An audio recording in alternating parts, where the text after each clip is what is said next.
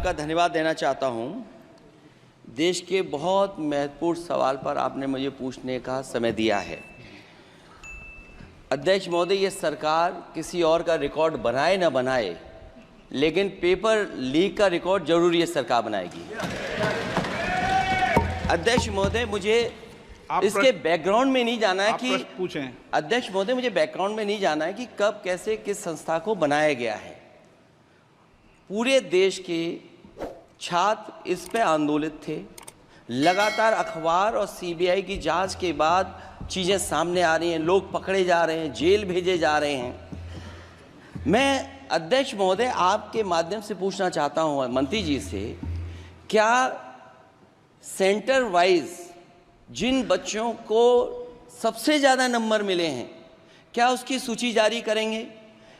30,000 सीटें जहाँ हैं, कई सेंटर अध्यक्ष महोदय ऐसे हैं जहाँ 2,000, 2,500 बच्चे पास हो गए हैं। सरकारी सीटें 30,000 हैं। कई सेंटर में 2,000 से ज़्यादा पास हो गए। कई प्रदेश के ऐसी जगह है जहाँ पर कुछ सेंटर से 600 से 650 से ज़्यादा सबसे ज़्यादा नंबर हैं। और अगर वो संस्था इतनी क्रेडिबल थी तो अध्यक्ष महोदय, जिन सेंटर्स पे ये परीक्षा हुई उन सेंटर्स का इंफ्रास्ट्रक्चर क्या था? क्या मंत्री जी ने जानकारी की थी इस बात की? अध्यक्ष महोदय, मेरे आपके माध्यम से एक ही निवेदन है कि बिना ये मंत्री जी रहेंगे तो न्याय नहीं मिलेगा बच्चों को। अध्यक्ष महोदय, आदरणीय अखिलेश जी की प्रश्न का मैं विनम्रता से उत्तर देना चाहूँगा कि अभी अभी सुप्रीम कोर्ट में जो चल रहा है केस, सुप्रीम कोर्ट ने ऑर्डर दिया पूरा विद्यार्थियों की सूची को वेबसाइट में उपलब्ध करा दो। सर, पिछले 3 दिन से देश भर की सारे विद्यार्थियों की लिस्ट पब्लिक डोमेन में उपलब्ध है। ये सारा चीज़ खुले पे है और कई प्रकार की तर्क आ चुका है। सर, मैं एक अभी उसमें केरल के विद्यार्थी भी अच्छे किए हैं। क्या हम ये कहेंगे भी वहाँ भी कुछ गड़बड़ी हुई थी? ऐसे आरोप करना, मैं देश की ग्रामीण इलाका, देश की एसटी एससी इस बार सबसे अच्छा परफॉर्मेंस करने वाले देश की एसटी एससी ग्रामीण बैकग्राउंड आर्थिक पिछड़े लोगों की है। क्या हम उनकी मेधा को हम चुनौती देते हैं? और बाकी रहा क्वेश्चन पेपर लीक की, सर मैं शुरू से मेरा एक स्टैंड रहा, राजनीति नहीं करना, लेकिन अखिलेश जी जब वहाँ दायित्व में थे उस सुबह की सर सारे सूची है कितने बार उत्तर प्रदेश में क्वेश्चन पेपर लीक हुए हैं। माननीय एक मिनट प्लीज, एक मिनट। राहुल गांधी जी, आप प्रश्न पूछना चाहते हैं? Speaker sir, it's obvious to the whole country. It's obvious to the whole country that there is a very serious problem in our examination system. This is not just a question of NEET, it is in all the major examinations. Now, the minister has blamed everybody except himself, right? I don't even think he understands the fundamentals of what is going on here. आप प्रश्न क्या है आपका? आ रहा हूँ sir. ये मैं question को सेटअप कर रहा हूँ। इसलिए प्रश्न पूछते हैं। ये the issue is that there are millions of students in this country who are extremely concerned at what is going on and who are convinced that the Indian examination system is a fraud. That is what is at stake here. Millions of people believe that if you are rich and if you have money, you can buy the Indian examination system. And by the way, and this is the same feeling that the people in the opposition have. And that is why we are asking some very simple questions to Honorable Minister. Number one, as this is a systemic issue, what exactly are you doing to fix this issue at a systemic level? Yes. That's the first question. Okay, question में चल रहा है अभी। Please. अब मैं मंत्री जी, मैं एक बार बोल दूं इस बात पे?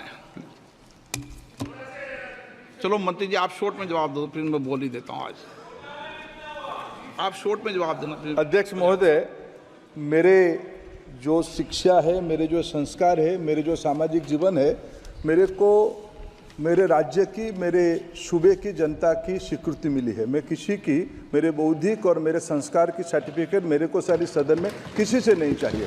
देश की प्रजातंत्र में चुन के मेरे नेता प्रधानमंत्री मोदी जी को प्रधानमंत्री की भूमिका दिया है। मैं उनकी निर्णय से यहाँ उत्तर दे रहा हूँ सदन को। बाकी ये कहना चिल्लाने से सच झूठ नहीं हो जाएगा साहब। ये जो कहा गया देश की अभी की एग्जामिनेशन सिस्टम रबिश है सर, इससे दुर्भाग्यजनक बयान देश की नेता प्रतिपक्ष का कुछ नहीं हो सकता है सर। मैं कठोर शब्द से उसको निंदा करता हूं।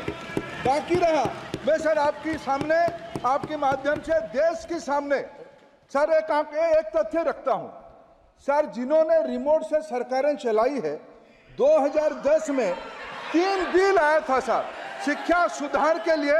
उन्हीं की पार्टी के नेता आदरणीय कपिल सिब्बल साहब 3 बिल लाए थे।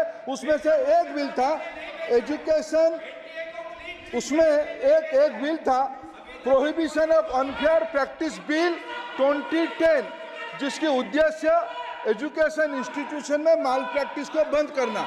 सर मेरे सरकार की हिम्मत है, अभी हमने पब्लिक एग्जामिनेशन की रेगुलरिटीज में बिल लाए, कानून बनाए। क्या मजबूरी था कांग्रेस पार्टी की, क्या मजबूरी था नेता प्रतिपक्ष की? उन्होंने उस बिल को उल्टा किया, किसके दबाव में उल्टा किया? क्या निजी मेडिकल कॉलेज की दबाव में, उनकी घूसखोरी की दबाव में उन्होंने उस बिल को उल्टा किया था?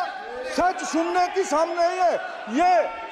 मैं किसी की विद्वता पे प्रश्न नहीं उठाता हूं, लेकिन सच 2010 में शिक्षा सुधार की बिल उन्हीं की सरकार ने लाया था, दबाव में उन्होंने उल्टा किया। ये हमको प्रश्न पूछते हैं। अध्यक्ष महोदय, मैं आपका धन्यवाद देना चाहता हूं। देश के बहुत महत्वपूर्ण सवाल पर आपने मुझे पूछने का समय दिया है। अध्यक्ष महोदय, ये सरकार किसी और का रिकॉर्ड बनाए ना बनाए, लेकिन पेपर लीक का रिकॉर्ड जरूर ये सरकार बनाएगी। अध्यक्ष महोदय, मुझे इसके बैकग्राउंड में नहीं जाना है कि पूछें। अध्यक्ष महोदय, मुझे बैकग्राउंड में नहीं जाना है कि कब कैसे किस संस्था को बनाया गया है। पूरे देश के छात्र इस पे आंदोलित थे।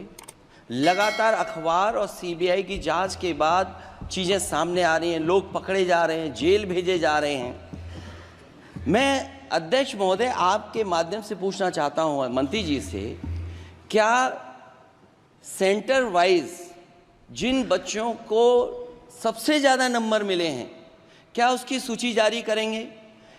30,000 सीटें जहाँ हैं, कई सेंटर अध्यक्ष महोदय ऐसे हैं जहाँ 2,000-2,500 बच्चे पास हो गए हैं।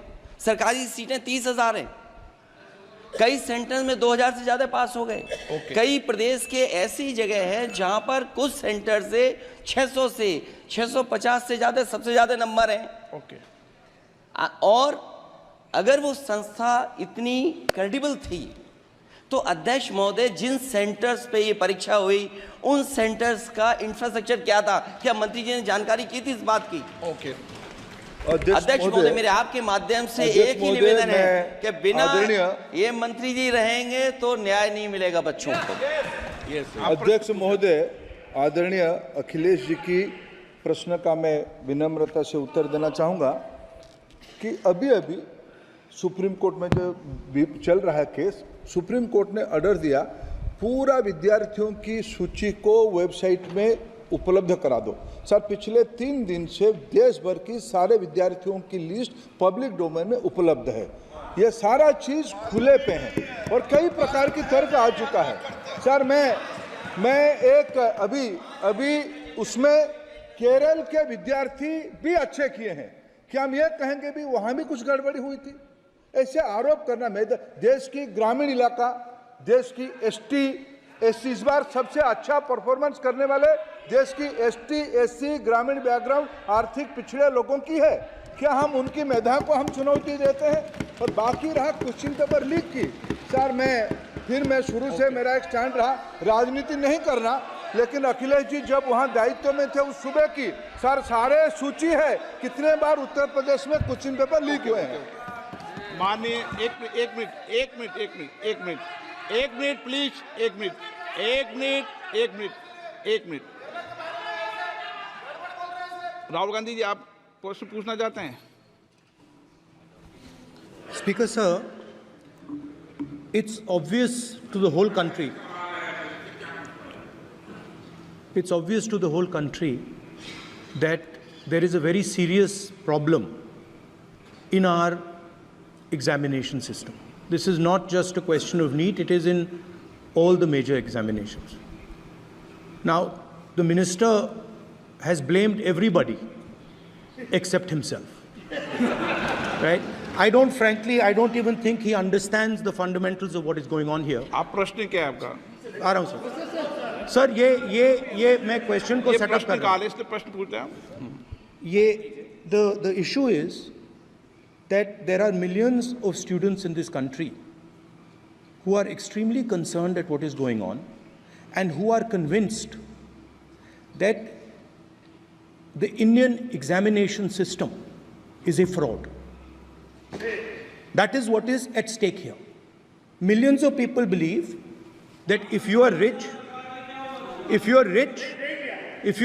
and if you have money, you can buy the Indian examination system. And by the way, and this is the same feeling that the people in the opposition have. And that is why we are asking some very simple questions to Honorable Minister. Number one, as this is a systemic issue, what exactly are you doing to fix this issue at a systemic level? Yes. That's the Okay. first question. Okay, question में चल रहा है अभी। Please. अब मैं मंत्री जी, मैं एक बार बोल दूं इस बात पे?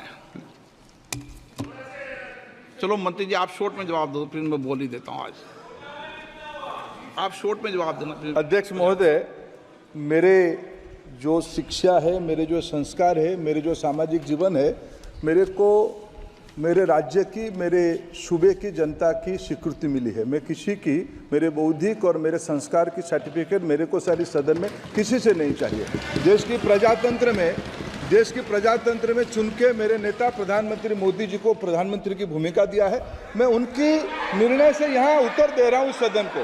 बाकी ये कहना, चिल्लाने से सच झूठ नहीं हो जाएगा साहब। ये जो कहा गया, देश की अभी की एग्जामिनेशन सिस्टम रबिश है सर, इससे दुर्भाग्यजनक बयान देश की नेता प्रतिपक्ष का कुछ नहीं हो सकता है सर। मैं कठोर शब्द से इसको निंदा करता हूं। बाकी रहा, मैं सर आपके सामने, आपके माध्यम से देश के सामने सर एक तथ्य रखता हूं सर। जिन्होंने रिमोट से सरकारें चलाई है, 2010 में 3 बिल आया था सर शिक्षा सुधार के लिए। उन्हीं की पार्टी के नेता आदरणीय कपिल सिब्बल साहब 3 बिल लाए थे। उसमें से एक बिल था एजुकेशन, उसमें एक बिल था prohibition of unfair practice bill 2010, जिसकी उद्देश्य एजुकेशन इंस्टीट्यूशन में माल प्रैक्टिस को बंद करना। सर, मेरे सरकार की हिम्मत है, अभी हमने पब्लिक एग्जामिनेशन की रेगुलरिटीज में बिल लाए, कानून बनाए। क्या मजबूरी था कांग्रेस पार्टी की, क्या मजबूरी था नेता प्रतिपक्ष की? उन्होंने उस बिल को उल्टा किया, किसके दबाव में उल्टा किया? क्या निजी मेडिकल कॉलेज की दबाव में, उनकी घूसखोरी की दबाव में उन्होंने उस बिल को उल्टा किया था? सच सुनने की सामने ही है ये। मैं किसी की विद्वता पे प्रश्न नहीं उठाता हूं, लेकिन सच 2010 में शिक्षा सुधार की बिल उन्हीं की सरकार ने लाया था, दबाव में उन्होंने उल्टा किया। ये हमको प्रश्न